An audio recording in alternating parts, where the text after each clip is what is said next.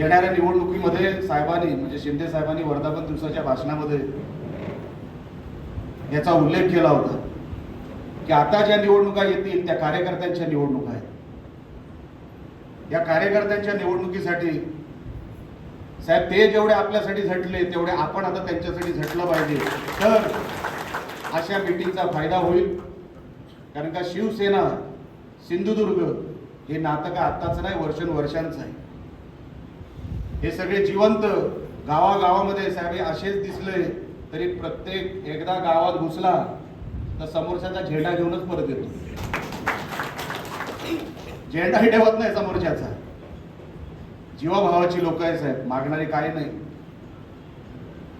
6 महिने आम्ही बघतोय साहेब, कोणाला बोलवावेही तसं लागलं नाही. सामंत साहेब एक तर कुठूनही दिसतात, उभे राहिले की स्वतःहून लोक शिवसेनेमध्ये येत आहेत. फक्त नजर गेली तो माणूस शिवसेनेमध्ये येतोय. अशी परिस्थिती मागच्या 6 महिन्यामध्ये आपण इथे उभी केली साहेब. याच्यामध्ये मोठं योगदान सन्माननीय आपले मुख्य नेते शिंदे साहेबांचं आहे, त्यांच्या कार्याचं आहे. मुख्यमंत्री म्हणून त्यांनी जे 2.5 वर्षामध्ये कार्य केलं, काम केलं, आज त्याचा फायदा साहेब आम्हाला मिळतो. कुठे आम्हाला कन्व्हिन्स करावं लागत नाही की तुम्ही का शिवसेनेमध्ये यावं. शिवसेनेमध्ये गेल्यावरच आपलं काम होईल हे प्रत्येकाला माहीत असल्यामुळे प्रत्येक माणूस शिवसेनेकडे वळतो.